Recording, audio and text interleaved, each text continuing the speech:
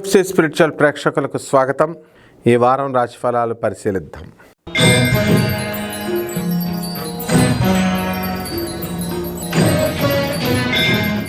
కర్కాటక రాశి. ఈ కర్కాటక రాశి వారందరికీ కూడా ఈ వారం చాలా అత్యద్భుతంగా ఉంది.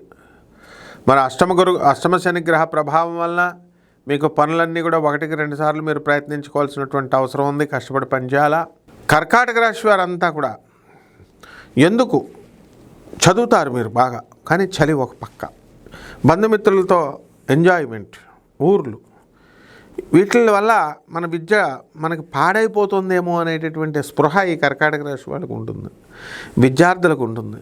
ఉద్యోగాలు సెలవులు పెట్టి చాలా రోజులు చక్కగా మీరు మీ అత్తగారు ఊళ్ళకు వెళ్ళడం, అక్కడ ధూమ్ధామ్గా చక్కగా ఎంజాయ్ చేసి రావడం, ఇలాంటివన్నీ కూడా మీకు కలుగుతాయి.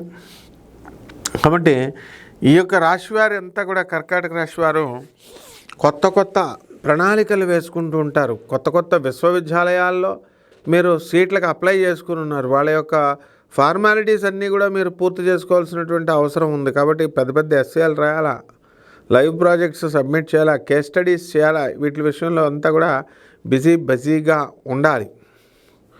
అలాగే మనకి ఈ యొక్క కర్కాటక రాశి వారికి భాగ్యంలో ఉన్నటువంటి ఈ యొక్క శని పరిస్థితి ఎలా ఉంటే, రాజ్యస్థితిగతుడైనటువంటి అష్టమంలో ఉన్నటువంటి శని పరిస్థితి ఎలా ఉంటే, భాగ్యములో ఉన్నటువంటి ఈ యొక్క రాహు వల్ల మీకు అదృష్టం అనేటటువంటిది మీకు కలిగి వస్తుంది. తద్వారా మీకు పూర్వజన్మ సంబంధమైనటువంటి పుణ్యం మీకు కూడా రావడం అనేటటువంటిది జరుగుతుంది. కాబట్టి మీరంతా కూడా పితృదేవతలకు జాగ్రత్తగా మీరు పూజ చేసుకోండి.